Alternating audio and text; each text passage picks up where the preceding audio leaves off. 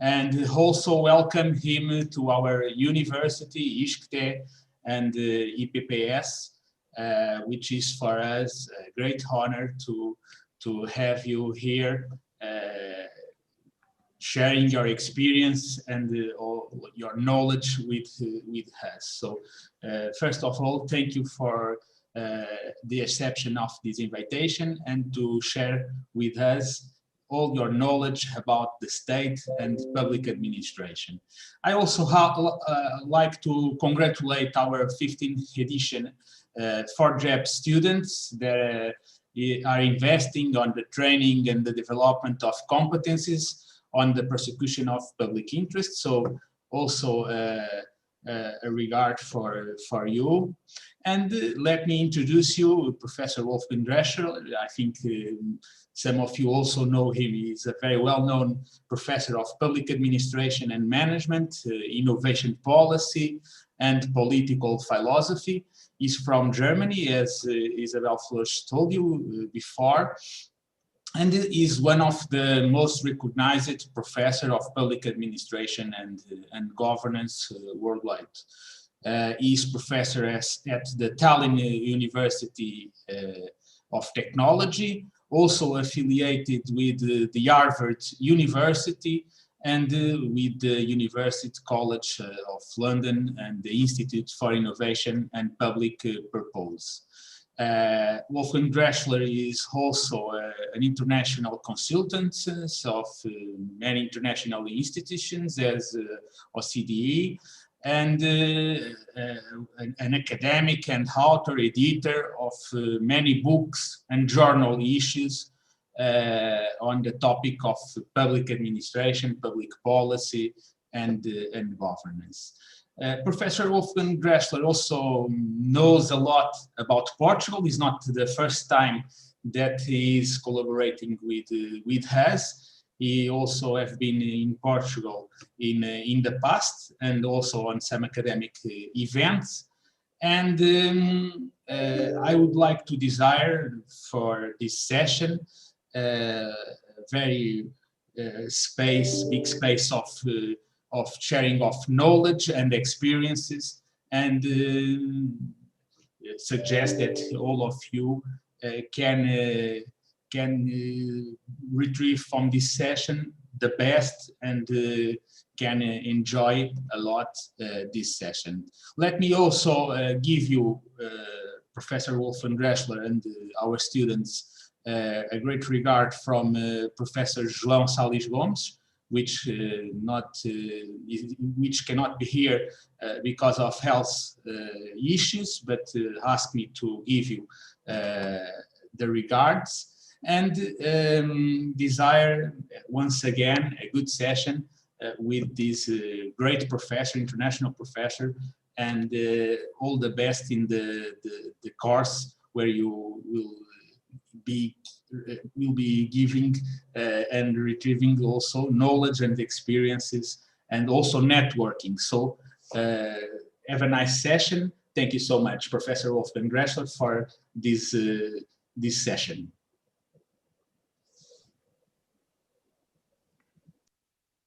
So if it's over to me, then thank you very much, Professor Pelas, for the introduction. And it's a great honor, pleasure, and privilege to be here this afternoon. Of course, as I mentioned previously, it would have been great to be in Lisbon in person, because this is a city whose lifestyle I truly enjoy. But as I've heard, that lifestyle isn't really at its very best right now, just like the cities here in Germany anyway. And so we might as well all be on Zoom. Still, even in this lockdown days, it does give me something of personal, almost physical pleasure to spend this afternoon in Lisbon with you, if virtually, and not just here in a confined way. I'm really looking forward to spend this time with you. For me, it's also nice because now is, of course, the time of the biological low. That means we actually would prefer all probably to have a siesta rather than listening to academic talks about public administration. So I'm trying to do this in a little bit more interesting and soft way, although, of course, as you know, the work of public administration is never truly entertaining. It's always the drilling of hard boards. So let me share my PowerPoint with you to start like that. Has that worked? Yes. Okay, excellent. So I wish I had the proper education to be able to speak to you in Portuguese, but indeed, as Professor Ferraz mentioned, I don't have this vital capability, and it's really one that I regret. So the lecture will be in English, and it is the subtitle that hints you at what I will talk about, namely the phenomenon of agile stability. And that goes back to the classic demand and classic debate in public administration and management scholarship and practice that one of the two ways of how you can look at administrative systems is whether they look for stability, regularity, norm, something that has been the idea of classic administration to consecutively and consistently provide public services to everybody in an equal and equitable way. And on the other hand, what is the much more fashionable topic, the agility, that means nimbleness, focusedness on change, possibilities on small innovations, getting in line with technology and the future. And what of the two would be the best is something that people have been looking at in the last decade, including myself and some of my students, and particularly here, in our case, in the context of innovation policy. That means asking which kind of administrative setup would be optimal for innovation policy. That means what kind of civil servants support an innovation-based economy the best. Do they need to be agile, or do they need to be stable? And it's the agility that you would think. And this has resulted in a project with my first PhD, the gentleman on left, and his first PhD, my first grandson, the gentleman in the middle, Professor Cutler and Professor Caro, in a book for Yale University Press called Innovation Bureaucracies, Let's Make the State Entrepreneurial. You may know that the concept of the entrepreneurial state is the famous concept of Professor Mariana Mazzucato, who's our boss at that London Institute. So she will actually write the preface for this book. And her new book I just saw today is now out on mission-based policies in the European Union. You know that this is probably the main foundation of EU policies for the next decade. So what we argue, and what is not only what we argue, the terminology is of course ours, but what is a bit of a trend is to say that the public sector doesn't only need to provide stability, and it doesn't only need to provide agility, but it needs to provide both, and it needs to provide both at the same time. So what we are having here is to say that optimal public sectors and optimal civil services manage to provide both the stable, the equitable, the reliable, the regular, and the agile, the nimble, the innovative. That is a big bill. This is very tough, you know. I mean, it's big enough to say be stable. It's big enough to say be agile. And now you say, okay, you have to be both. This is a huge demand for the civil service. But, well, the demands for top civil service are high. The success ladder is high, but if you have a good one, if people like you are really good, this is an absolute key criterion for the success of a country or a region. And it's not surprising that the demand for top-level service is particularly high, and that one really needs to work on how to get there. So what I can say already as something that softens the problem is that it seems that it is actually not absolutely necessary to have agility and stability in every single institution. But the question is one of a public sector ecosystem. That means that various institutions interact with each other in the ecosystem, perhaps in the same office, in the same ministry, in the same government, which provide the various elements. That means those that might be more innovative and those that may be more consistent rollout focus, if you will.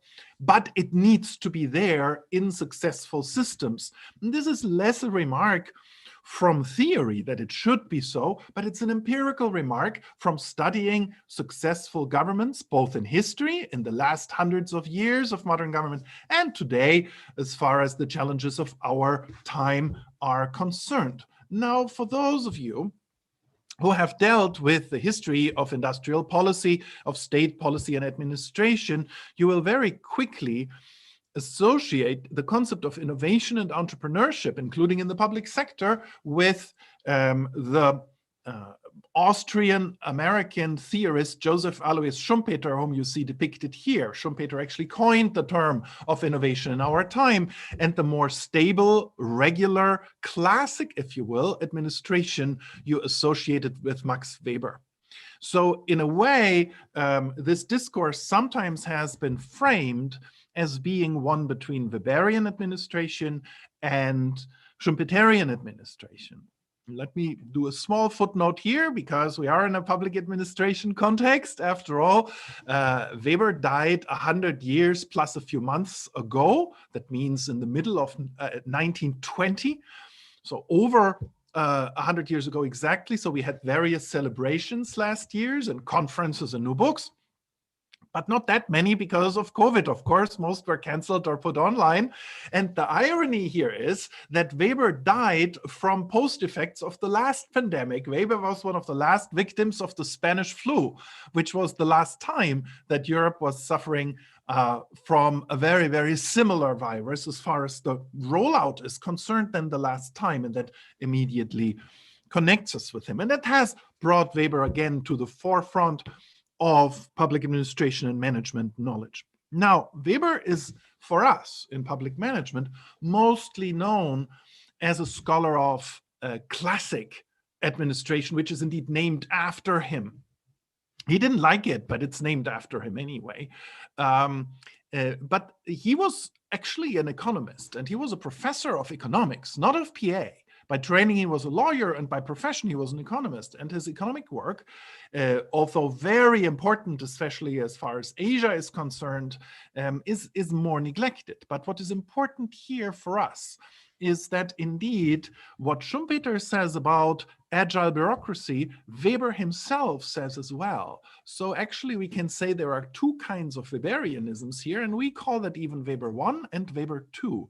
That means Weber himself, the father of classical bureaucracy, already recognizes not only that we need agility and stability at the same time, but also that the emphasis of either follows a certain pattern, not a necessarily predictable pattern, but there are times when the state has to provide in general more stability because there is a business sector that is extremely agile and pushing and so on, and then the state needs to jump in and provide stability.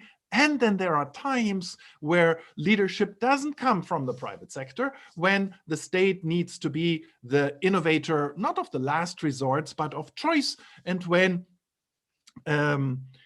both need to be the case. Now, you could say, oh, for an executive perspective, why do we care what a 100-year dead German theoretician said about that? But what is important here is that it is already the same person, and one of the real key persons, one of the 5 greatest public administration thinkers of all times, no question, who looks at this already in parallel. That means you recognize functions that you should not separate and opt for one or the other, but that overall, if I look at the role of the public sector in society and societal development, I want to integrate.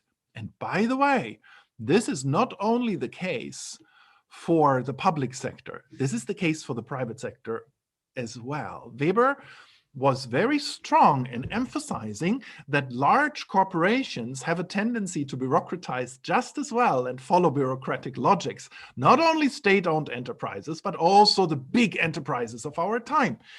They don't emphasize that because it's not cool. And they give themselves this kind of start-up-y, networky, charismatic air. But in reality, look at your smartphone, and all of you will have a smartphone right now. And I can almost promise you that this smartphone was produced by a bureaucracy. All the great smartphone factories that we have, all the manufacturers that we have, are large-scale classical bureaucracy. Foxconn here, they are making the stuff for Apple. So if you have an iPhone, you have a Foxconn. This is a Taiwanese firm that has production mostly in Taiwan. But Samsung is a bureaucracy. Huawei is more bureaucratic than the Prussian state was. Completely hierarchical, top down, and so on and so on. Xiaomi is the same, and so on and so on. So Weber knew that, and he was very, very clear on that. And so he was very clear on the contextual dimension. He was very clear on the evolutionary and cyclical dimension of what he was talking about here. It does concern the public sector the most, and this is our attention, but the private just as well. Now, this is all the more important if we look at the fact, surprising to many, if you listen to the media, that we are not in a time of shrinking public sectors, and I don't mean only the size, but actually the tasks. In other words, in 2021, we are in a time when state activities, state policies, state innovation, and state-led change are more important than for many times before. We are not in a time of the quiet state. Again, I come back to mission-based innovation policy as the #1 priority of development in the European Union. I come back to the Sustainable Development Goals of the United Nations. You know what you get for a policy? Almost nothing. If government decides a policy, that's it. Nothing happens. It needs to be implemented, and it needs to be implemented in context. Who is doing this? That is done by the public administration, and that is why public administration is inevitable, and why the alternative to a badly working, bureaucratic, in the negative sense, public administration is not less bureaucracy, but better bureaucracy. And if now in the pandemic we are all saying we need to build back better, who is this we? Who are the people who are actually doing this? If we are looking at the great challenges, such as the ecological challenge, right? Carbon reduction, the refocus on smart green growth, or if we think that smart green growth isn't good enough, on even degrowth. Never mind what all of these Davos topics are.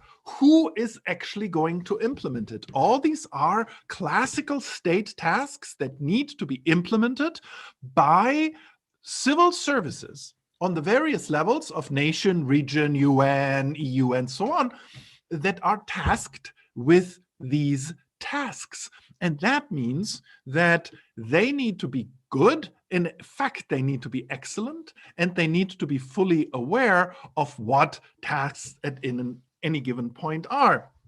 The slide here, Bhutan, you might have heard about the gross national happiness, is the only carbon negative country in the world.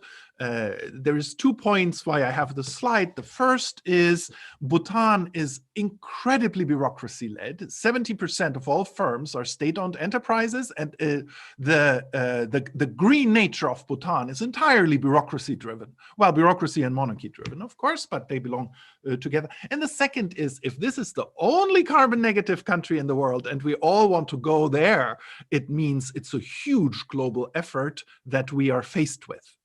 And it is a public effort and not one that is only grassroots. So that shows us how important it is for our times. This actually is the one nod I want to make, as Professor Ferraz mentioned, to Portugal here. Because for me, the figure here of the Marrakech de Pombal, who is one of the great heroes of, if you will, authoritarian enlightenism, that means of a top-down but liberal reform into the future, and never mind the politics, the successes are absolutely amazing. We are, in a sense, through COVID-19 in a Pombalista global environment. That means the earthquake has happened and now we need to build back better. And we need to do that partially, at least, not exclusively, but partially with public sector-led means, just as under Pombal.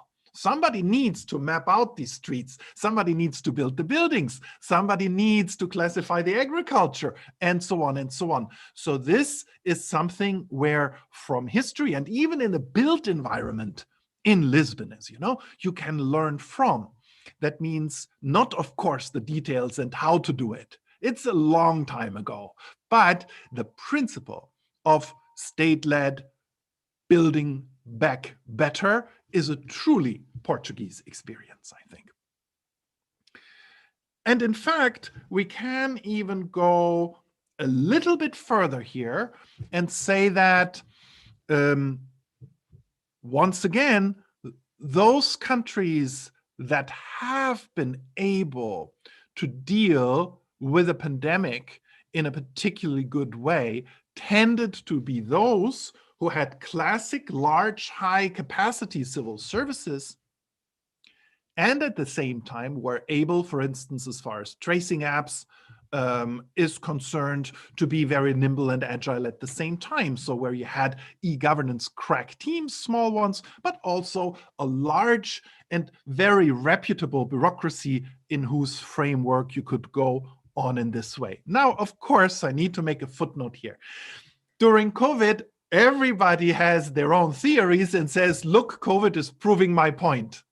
And we are getting too many essays, also in public administration, of how the reactions actually were. And it's kind of funny, as we see, and we see it in Portugal and in Germany, exactly once you have written your essay about why your country coped particularly well in COVID, COVID does something new, and what you've said before is worthless. So this is work in progress, but I think it is fair to say that agile stability is a feature of bureaucracy of those countries that have coped with COVID the best. Now, this is a small outline of what this agile stability means. What is the problem if you have only one or only the other? What would be so wrong in having an only agile or an only stable bureaucracy?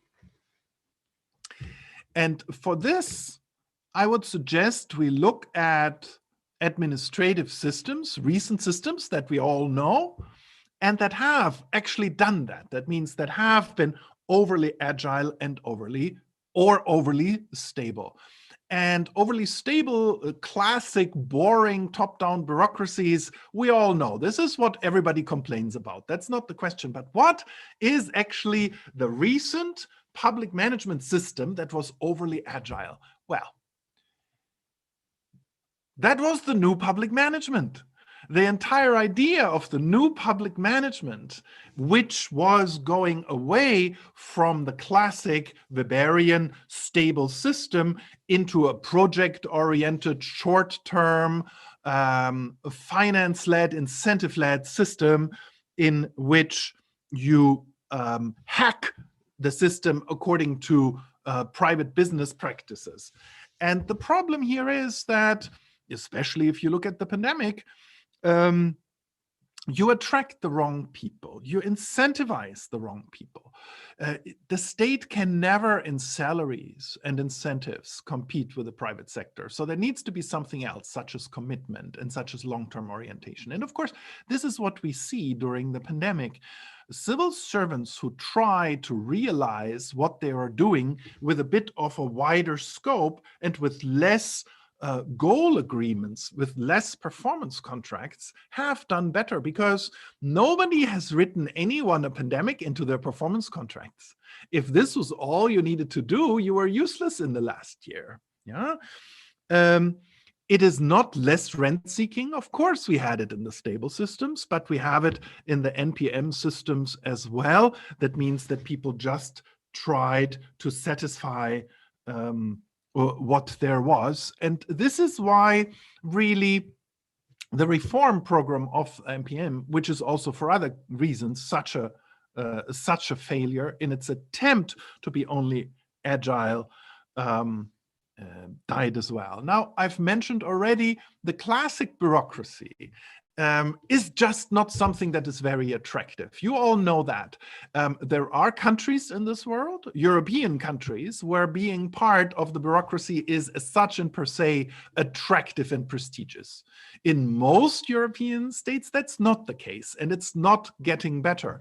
In the Confucian countries of East Asia, it is actually very prestigious to join the civil service because the country and their systems are civil service driven. But we should, when we talk about the horrors of the new public management, also not forget that indeed imperial civil services of the old dusty type did have a lot of drawbacks. They did go into entrenched rent seeking of members who didn't want to work and just draw their rents. They were self-referential and completely process-oriented, and so on and so on. The thing is only that such systems we don't have so much even anymore. And today, since our culture, our entrepreneurial and startup-oriented culture emphasizes agility, it is the stability that needs help. So that if I talk about agile stability, I don't need to convince people that bureaucracy needs to be agile, but I need to convince them that they are stable as well. It's not the other way around. And that is why some emphasis here is necessary. But the stable elements of a well-balanced civil service do not need to be killed by agile measures. Not everybody need or should turn agile. And this is why I would say that if we are looking at iLabs and other accelerators in the government, if they do not transform the entire organization, this is not a failure, it's actually the point.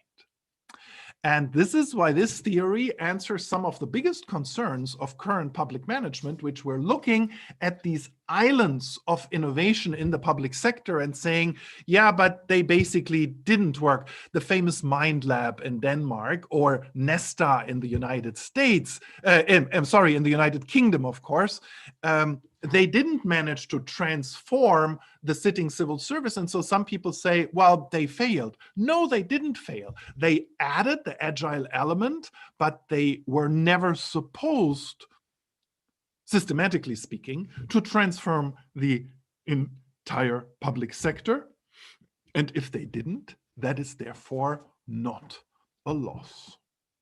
So, how? We are in a program for civil servants here.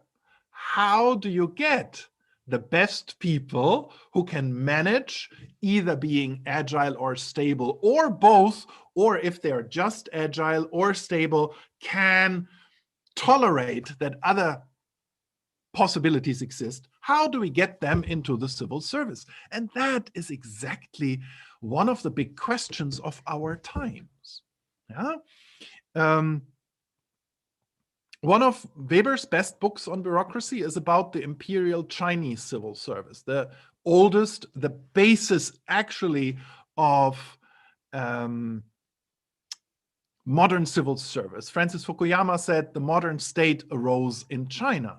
Everything in public management happened in China about 1,000 years before it did in the West. Performance contracts, for instance, are a Chinese institution of about 1,000 years ago. So they have done absolutely everything, not absolutely everything, but they have done almost everything before the West.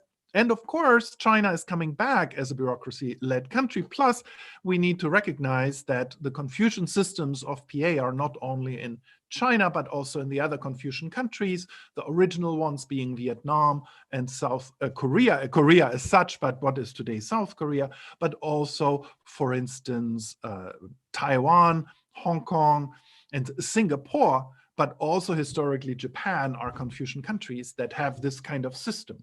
And the question of the classic East Asian system was not how can I reduce the public sector, but how can I get the best and truly best performing people into the civil service.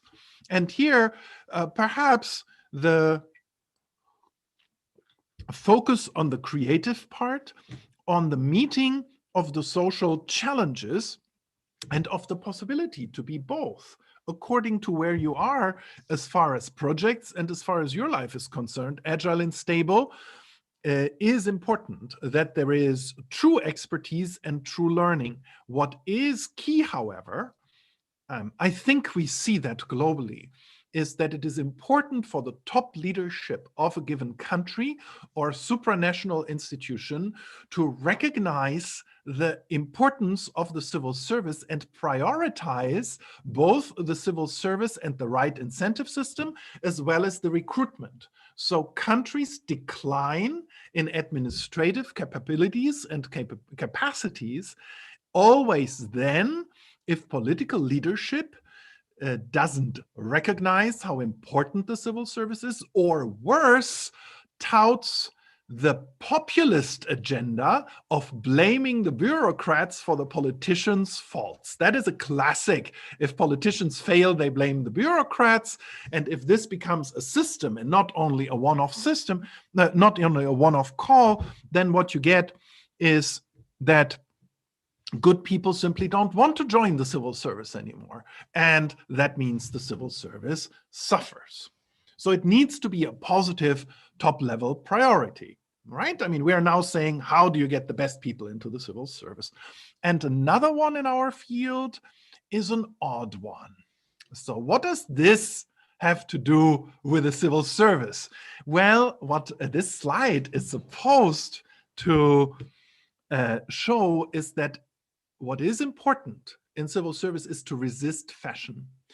Our field is more fashion-driven than you think. A lot of PA reform, a lot of public management reform is not based on need or on the considerations that we had before, but just that some minister meets a colleague at an international conference and he wants to look cool as well. That means we are running after certain fashion trends without truly and independently analyzing of what is really needed. And this has been covered by public management scholarship since many decades, that our field is one that you think is one of the most boring standard ones, and yet it is incredibly fashion driven. There is a new, as we say in Germany, a new pig driven through the village every 5 years of how we should reform, whereas we pretty much know of how to look at the tasks at hand and how to fulfill them. The aforementioned Weber version in classic China, the Song Chancellor Wang-Angshe, that is the gentleman here in the middle with these big Mandarin signs. By the way, this is the perfect COVID-19 head, because if you wear this hat, you're always doing the exact 1.5 meter distancing automatically. But anyway, what he, in his essay on public management reform, wrote is that let good civil servants go. Don't check them too often, not every half year, not every year. The crooks can trick you on the short term, and the good people will not be able to try their big projects. Do not evaluate civil servants more often than every 3 years. It sounds really modern, doesn't it? And it's from 1036, I believe, is this book. So this is a really interesting insight. That means what the most cited European public management scholar, Geert Boeckert, has always emphasized this. Good public administration is also premised on trust of the bureaucrats towards the people and of the people towards the bureaucrats. This is again a high goal, but it is something that we need for a good ecosystem. And finally, it really is the appreciation of the civil servants that is clear and that attracts the best people in. You know, New Zealand was the most managerial, most NPM-oriented country a few decades ago. It was a complete failure and they turned around. In the summer of 2019, we had one of the big public management conferences in Wellington. It's called IRSPM. And this was the opening panel on public management tools, the last of the big conferences that actually happened. After that, everything ended. You know, this was the last of the season, and we have since then just Zoomed. And the gentleman who's sitting at the absolute right here is the New Zealand State Services Commissioner. This perhaps compares to the Minister of PA, so really the one in charge of the civil service in New Zealand. And at this panel, you see me sitting there as well, he told the very interesting story of saying that, or not story, but he said, whenever I meet a civil servant, I go to her and I shake her hand and I say, thank you. Because good civil servants really bring themselves into the field and it needs the appreciation of the whole. And how I like to put it, what we need is a civil service in which civil servants are thanked for their job, but in which there is also a reason to thank them because they are so engaged and so competent that they really do such a good job that that thank you is appropriate. So, in a classical time, or a few decades ago, if certain things wouldn't have happened, I could now say thank you very much and we could start the question. However, I have one more point for you. And that is that we are facing, other than the pandemic and other than the ecological challenge, in our field, as well as in every field, the challenge through digitality of e-governance, digital governments, and maybe algorithmic governance, big data, and so on and so on. Whatever we are talking about in the public sector, are we still talking about bureaucracies as we did that recently? Aren't algorithms taken over our task? Will not the need for the civil service expire, or at least won't those elements that are more routine and more stable been taken over by algorithms so that we still need only the stability? And this is a really interesting topic. But as a matter of fact, what we assumed, and I remember actually discussions a decade ago in Lisbon at the Portuguese Civil Servant Day about that. How much will, all right, let me put it like this. With digitization, we mean that documents become digital. With digitalization, we mean that processes go digital. And with digital transformation, we mean that the organizations themselves transform and change the way they do according to digitality. Digitalization happened. Digitization as well. But what we were assuming a decade or two ago, that the civil service would change organizationally according to digitality, did not happen.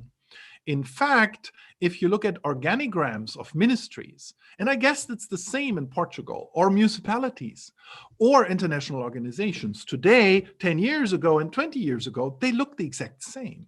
There was no digital transformation of the organization. Of the processes, yes. Of the organization, not. Why is that? This is an interesting topic, but we can also flip it around and say it was, in fact, those countries with particular high capacity, well-motivated civil servants that did the best job as far as digitalization is concerned. That means those countries that are the leading countries in digitalization today are not the ones who did new public management, not the ones who only emphasized outsourcing, or even who emphasized agile small units such as iLabs, but who had a large, stable system that sympathetically accompanied the rollout of digitality. If, again, we are coming to the concrete cases, the aforementioned New Zealand, Finland is the leading country in Europe as far as digitality is concerned. Singapore is the leading global country as far as digitality is concerned. My own residence country of Estonia is a classic example as well. It's actually partially the best known, although Finland is actually a notch better. All of these had large, high-capacity bureaucracies that took on digitalization as a mission of their own. Now, let me say, not all big bureaucracies have done digitalization well, and not all digital countries have had that. That's never the case in our field, that you have a 100% fit. But what you do have is a tendency. However, if we are continuing in the E-road, that may be so today with bureaucracy still there. But remember when I talked about artificial intelligence, how about if artificial intelligence would replace bureaucracy? But this is already the point. You know, most of what is now called artificial intelligence is not artificial intelligence, but just big data. That means it is an assembly of patterns from which you deduct something, and there is still somebody behind the keyboard following up from that of how you do it. A true sentient, that means self-reflective AI, is much higher. But if I read all the reports today about how artificial intelligence is taking over bureaucracy, there was an interesting happening in a very unlikely place recently. Oh, I skipped this. And this is the House of Lords. Not a place where you would think particularly top on the level of innovation and digitality, but it's a very, very intelligent place right now. There are actually no purely inherited lords left. It's a parliament of experts and of distinguished statesmen, businessmen, and so on, and women who now come together. But anyway, we had, so you get extremely intelligent, extremely sophisticated discussions in the House of Lords. I have once a year a conference on public finance and accounting in the House of Lords, and it's probably the highest level political scientific debate that I know. It's really, really excellent because it's very substance oriented, partially because it is a bit removed from politics. But anyway, politics there happen as well. We saw that during Brexit, it was very important to get things through the House of Lords in one way or the other. And the chief whip of the government party, Lord Ashton of Hyde, who was giving a speech about artificial intelligence, he was asked by a colleague, what is actually an algorithm? And normally, if you ask a politician what is an algorithm, that is pretty tough because it's difficult. But Lord Ashton was able to answer this. And he said, an algorithm is a set of rules that precisely defines a sequence of operations. This is a brilliant thing. I mean, all the IT people have read that said, yeah, well, okay, you could say it otherwise, but yes, it's correct. And again, for an old finance guy, an old politician, a lord, this is a very good answer, spontaneous and without Googling, goes my hat off. But if you look at this definition, AI, algorithmic government, so defined, may possibly reduce bureaucrats, but it cannot replace bureaucracy because it is a form of bureaucracy in itself, because it reads as that. So if we are having a world in which humans still matter, and in which at least a few humans give the final orders, then the implementational character, yes, of a reduced civil service, or even of a replaced civil service, will still be bureaucratic. This is bad for those of our jobs who have one, but the logic of bureaucratic governance and of agile stability is not reducing. Okay, if we are envisioning a world in which machines drive the business and humans are just biomass and have nothing today to say, then all our values are obsolete. All our principles are obsolete. Our ideas about privacy and development and so on. This is all gone. And what we have been talking about so far are all not important anymore. So if we are having such a radical change of the globe, then things look really different. And I have nothing to say about such a world. The function of bureaucracy in a world run by machines is outside of my competence.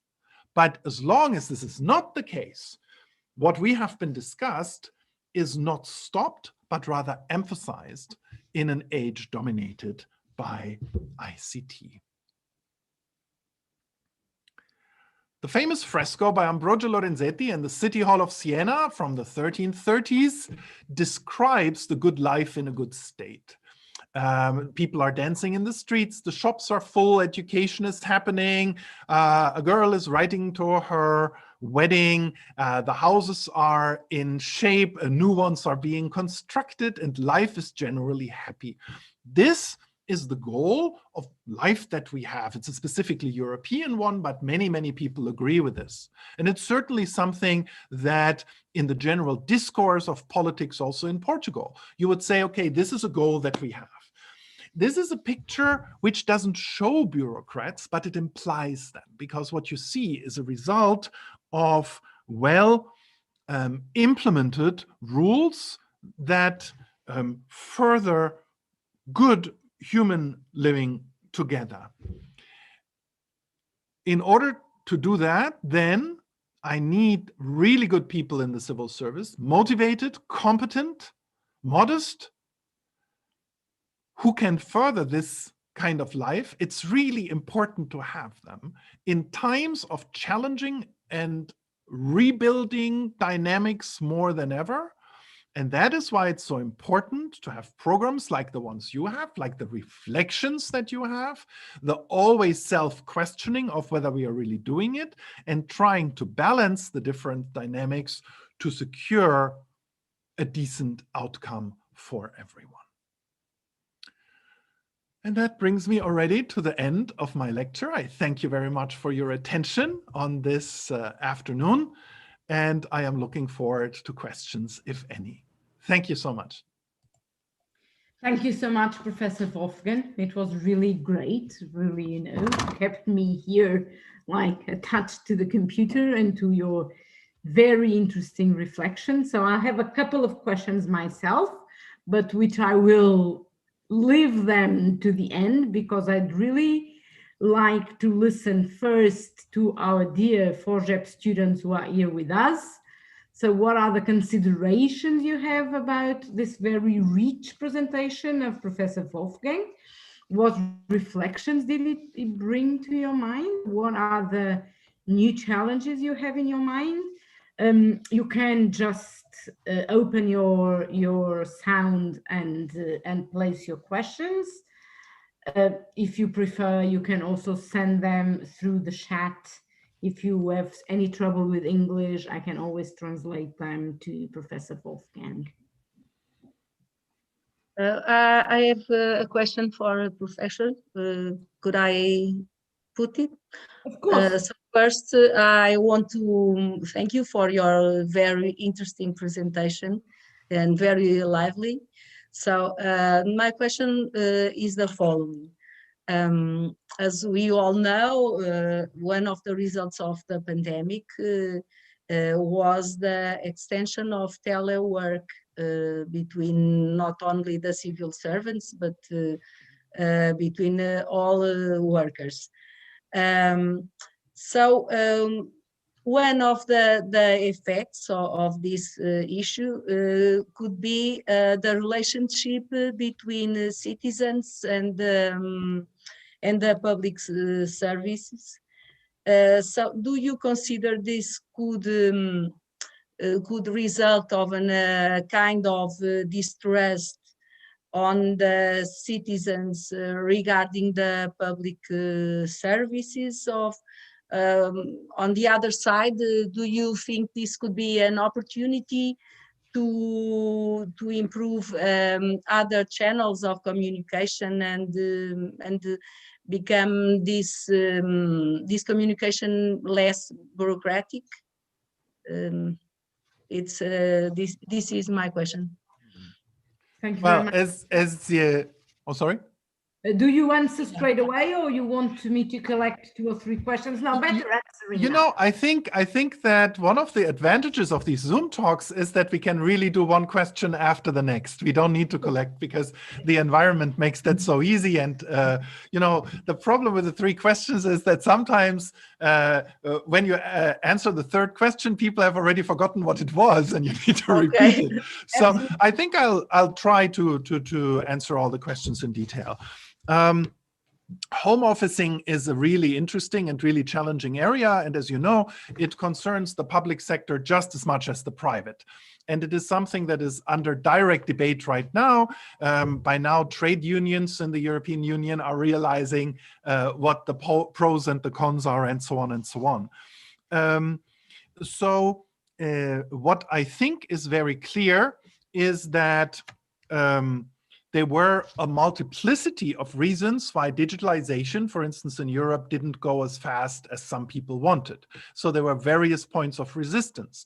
There were points of resistance that were actually intentional. That means there are countries that really do not want e-health because they want it convenient, but they mistrust the government still so much that they don't want that much communication about their health issues. Because they think the government now is nice, but in 10 years, they might go crazy again, and I don't want them to know my health data. That happens in Germany, for instance. Germans do not want the government to know their health data, even if it's in their own interest, as an example. So this is not laggardness, but it's really a space that people want. But I think it is doubtless true, different in different countries and different in different areas, that there was also resistance out of laziness by people who just didn't want to shape up their digital capacities, especially at home, and they didn't want to relate in digital communications, just because they didn't want to. And they wanted to, you know, go in the morning with their little breakfast box to the office and chat with their office mates and do their stuff, and then go home and have a separate life. And in this case, remote officing definitely did give a push. I think it is fair to say empirically that we've seen that. So that the incentive of people who didn't want to digitalize, although they should have, the incentive just moved up so high. And so we have seen that. By the way, in my own area of teaching and education, you have seen it. There was a lot of laggardness of professors and school teachers who didn't want to digitalize and now realize that this is the one channel they still have and did that therefore. So this is definitely the case. If I look at the experience of the most digitalized countries, digitalization never means reduction of red tape. And this is what your last question seemed to imply. More digitalization, less bureaucratization. That can happen, but doesn't have to. So if we empirically look at the different countries, some digitalized countries are truly user-centric and truly try to make a user experience out of digitalization so that it is, for instance, the guidance through the digital aspects is intuitive. Yeah, that is very easy to fill out forms and so on, and to interrelate as well.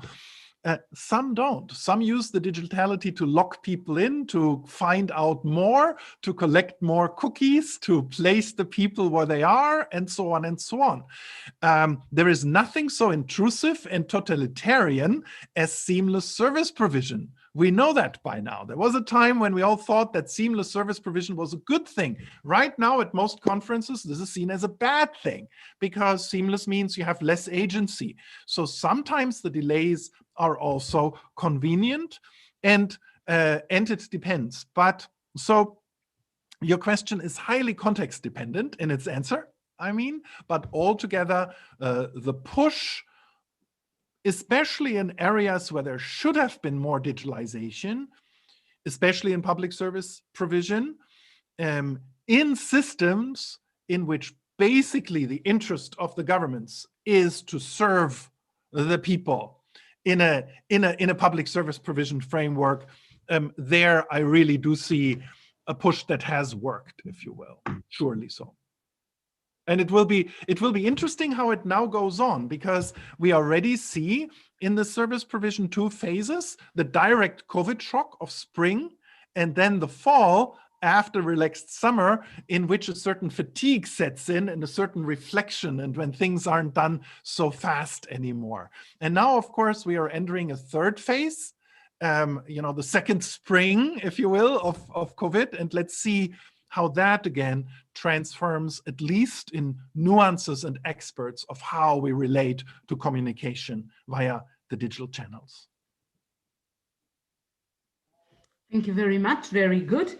So what else? More questions from the students in Zoom platform before I move to the questions I have already in my chat.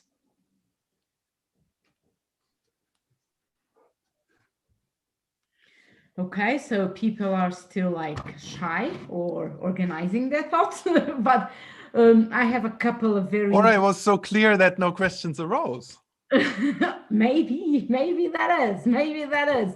So, but let me ask you a couple of very interesting questions here. So one that came from Carla Dixon, one of our spectators on YouTube, has got to do with how can we explain that living in an era of big data, artificial intelligence, and obviously a better capacity of planning ahead, we seem, and I'm going to use our own words, we seem to often keep running after the damage.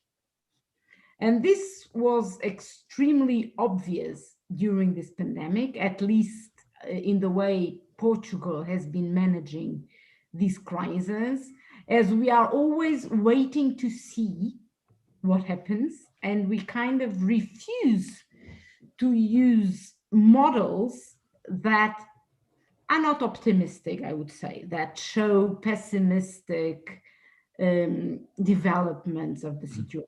But COVID is just an example, and I feel that we really like to use prediction based on data when we are able to forecast favorable outputs.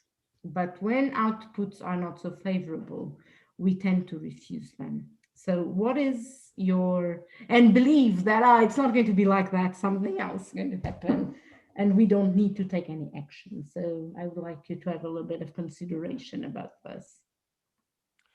This is almost more of a political theory, political sociology question than a public management question. But of course, I'm happy to answer it as well. The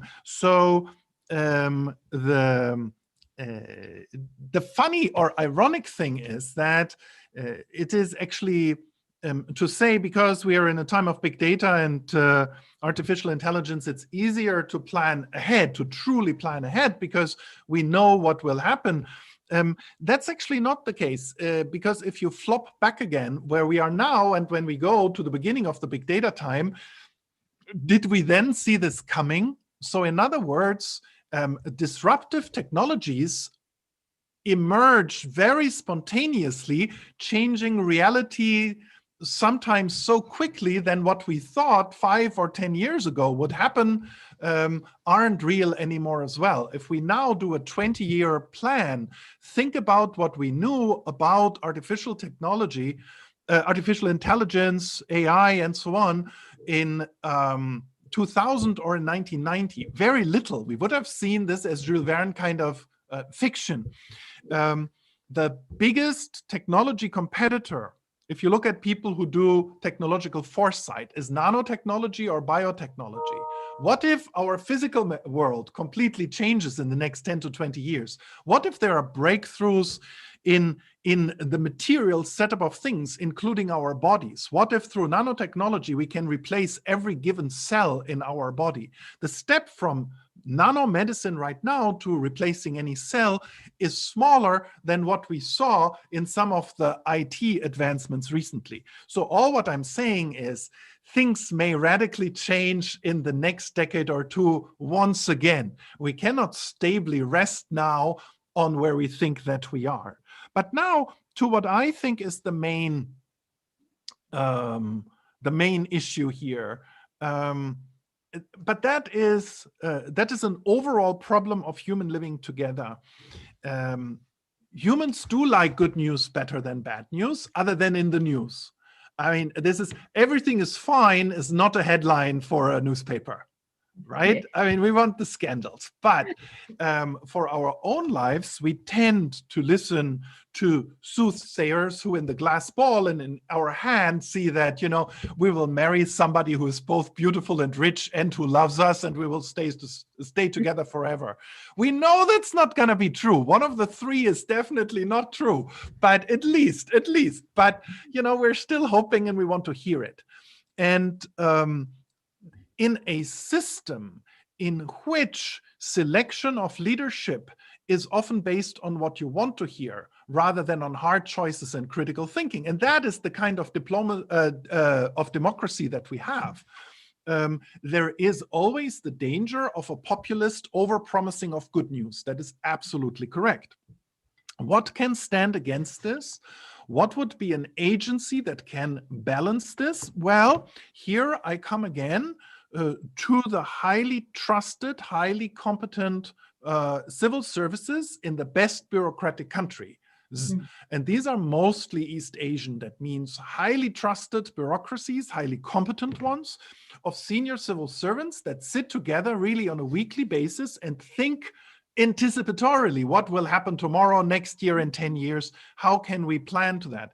And where the trust level of the people in that bureaucracy is so high that they trust the bureaucrats to plan ahead even at their expense. This is a very good model where it works, but it is extremely difficult to achieve. Yeah?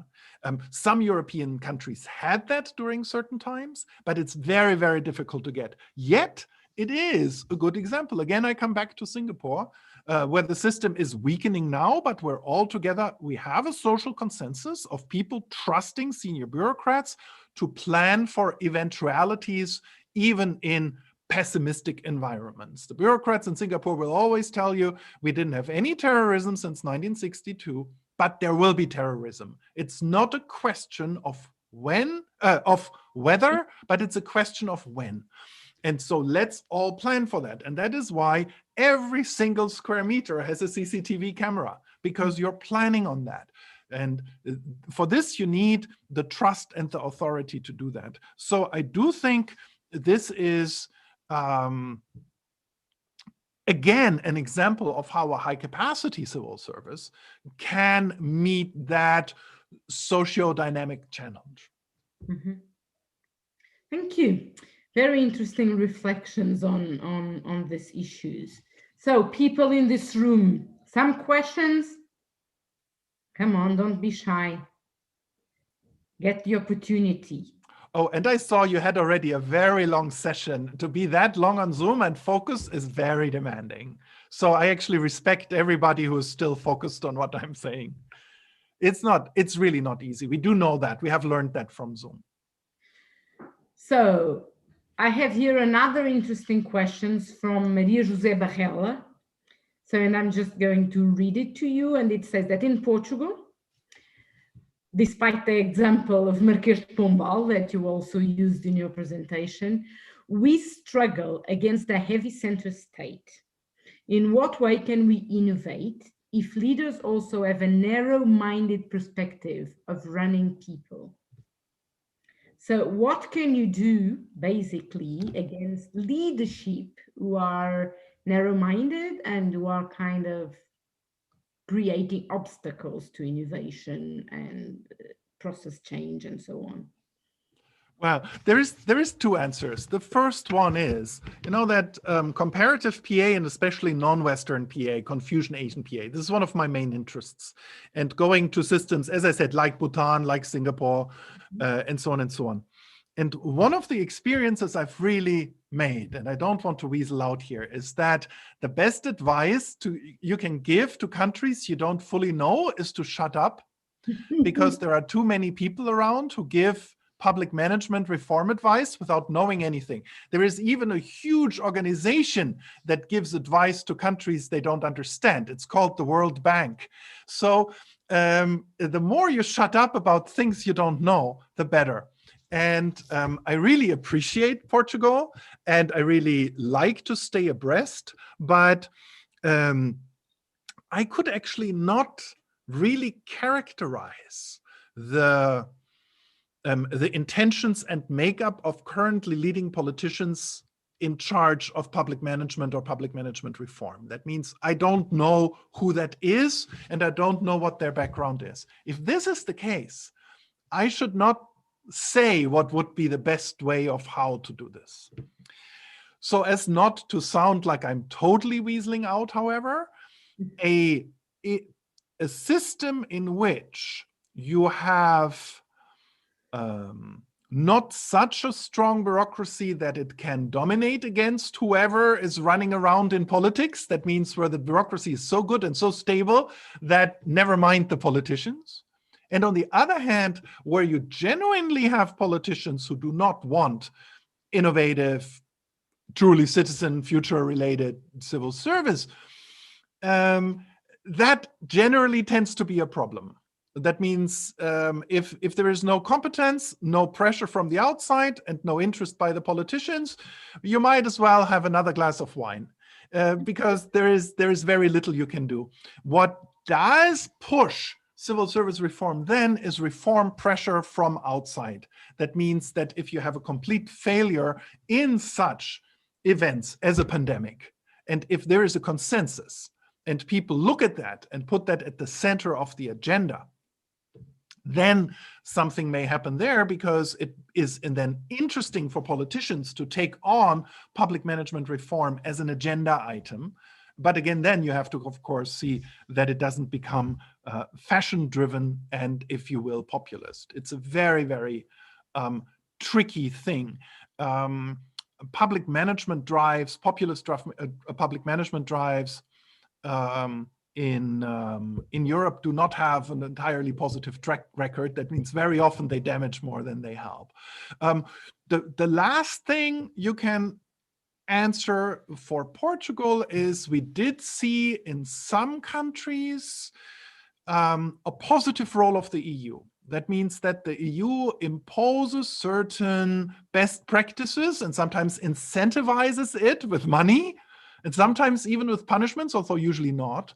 And then it goes into this direction. But as you might know, national civil services are explicitly outside of the jurisdiction of the EU. So the EU has nothing to say about national civil service in the EU. It has certain minimum criteria, but it's not their agenda point. That's why there is also no commissioner for this and no DG. This is something they don't do. And the reason they don't do it, they would love to do it, is because it was excluded by the member states very early on and has kept there. We have a couple of institutions, as you know, APA, for instance, but they're all extremely weak. One can really say it like this.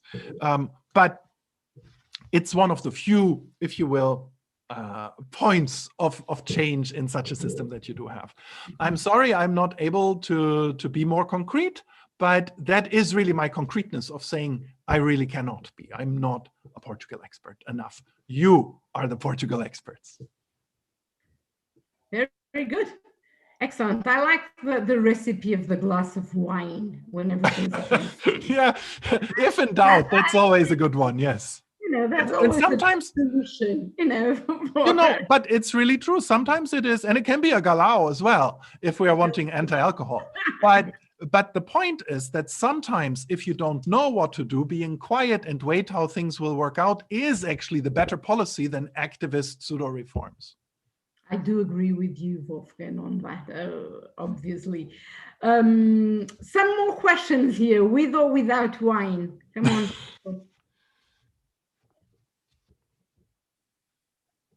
Okay, so if you don't have any more questions, No? No one around here?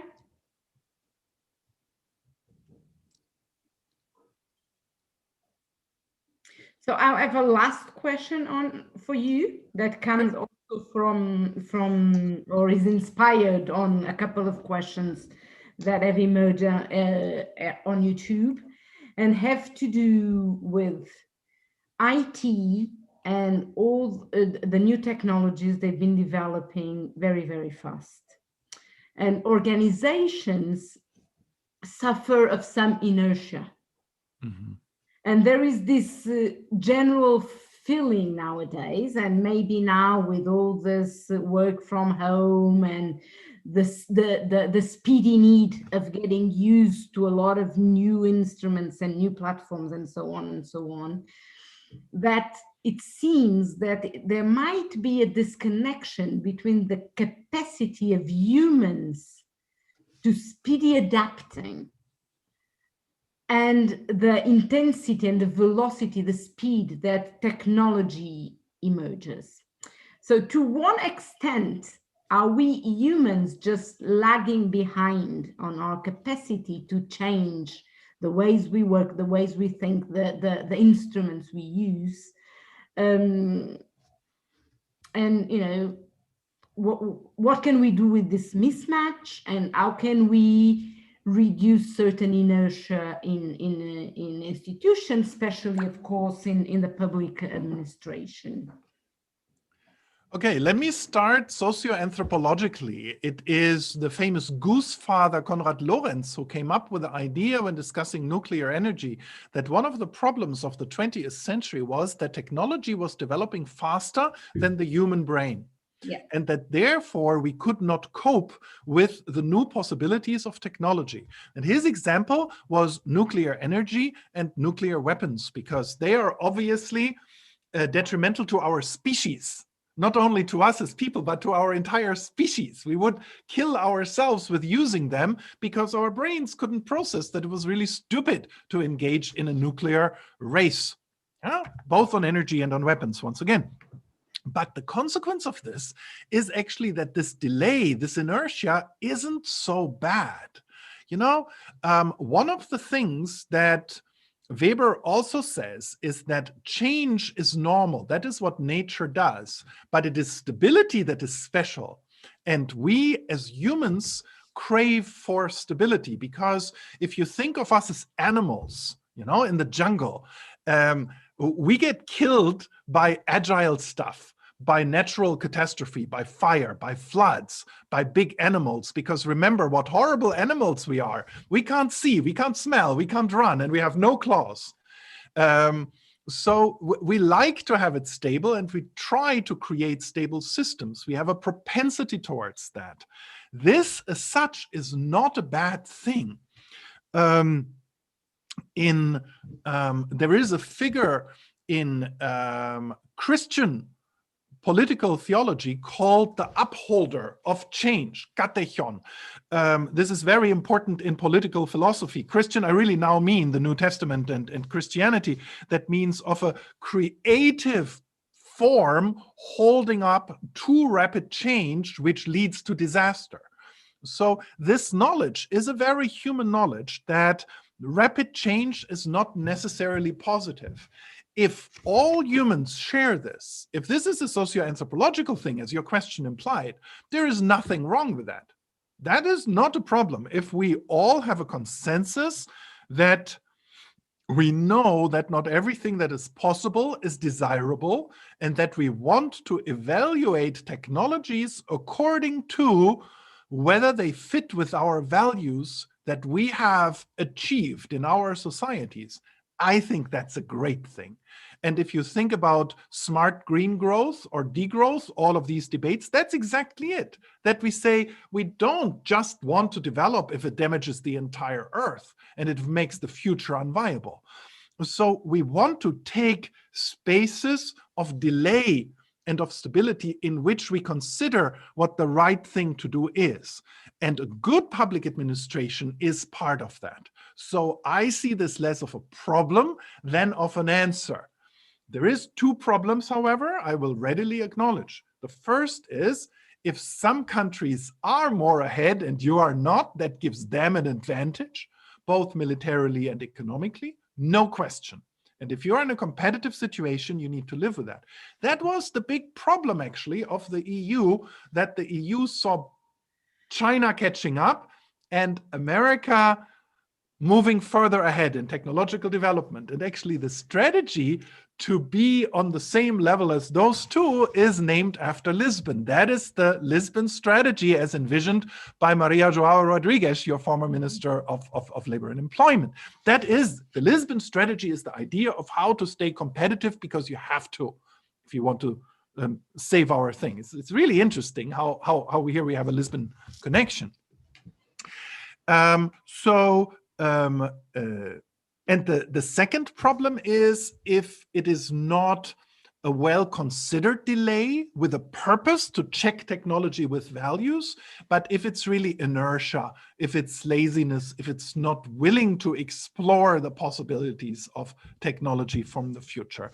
And there, indeed, we have a problem that can only be solved by, once again, a committed leadership and a highly competent civil service, thinking about the goals and trying all the time, outside of fashion and populism, of getting the civil service and its orientation motivationally and rationally in line with the goals that we have and the goals that we share. That is indeed true. Yes, keeping people engaged and motivated is always the big challenge of public administration. We do not have good examples of well-working civil services without a high level of motivation. It's the absolute key. We have examples of well-working civil services without a goal agreement or monitoring or whatever. Motivation is the absolute must. This is the holy grail. Without it, everything is nothing. So the question here, how do you transmit motivation to a lot of people who, you know, in the current debt crisis, and then capabilities of salary recognition or just paths, career paths? How do you keep people motivated? And that is by the awareness that in the end, if you think about the Lorenzetti picture, the good life in the good state for all of us does depend on a truly good civil service. And what a wonderful message. You know, this is a very, very strong message. Mm-hmm. So if there aren't any more questions, this would be a very nice way to finalize our conference. But, you know, I'll still go for a final round here in the class and see if one of you want to add something or share with us your concerns about how to be the leaders in your own public administration institutions.